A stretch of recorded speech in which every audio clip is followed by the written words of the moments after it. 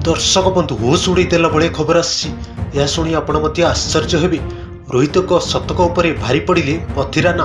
हाँ दर्शक बंधु ता पूर्व जदि आपण आम चैनल रे नुआ भिडियो को मूल शेष पर्यंत देखंतु एवं भिडियो गोटे लाइक एवं चैनल को अवश्य सब्सक्राइब कर दिंतु। आगो को एमती क्रिकेटर ताजा खबर आपण यही क्रिकेट ओडिया चैनल रे आगो पाई परिबे। मुंबई को 20 रन रे हरैला चेन्नई। रोहित शर्मा को शतक सत्ते पराजित है मुंबई इंडियंस।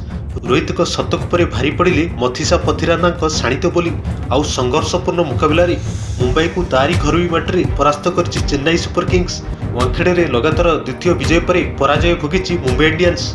गोटे पटे हिटमैन छिड़ा होते मुंबई मुहर विजय छड़ा नहीं पथिराना। प्रथमे बैटिंग कर चेन्नई ऋतुराज गायकवाड़ 69, धोनी 4 बल्रु 3 छक्का 20 रन और शिवम दुबे 66 रन बल 206 रन विशाल स्कोर करता। जवाब में मुंबई 6 विकेट विनिमय 186 रन कर। रोहित शर्मा 105 रन अपराजित इनिंग्स खेली। चेन्नई पक्षर मथिसा पथिराना 28 रन दे 4 विकेट नहीं विजय हिरो साजिशंती।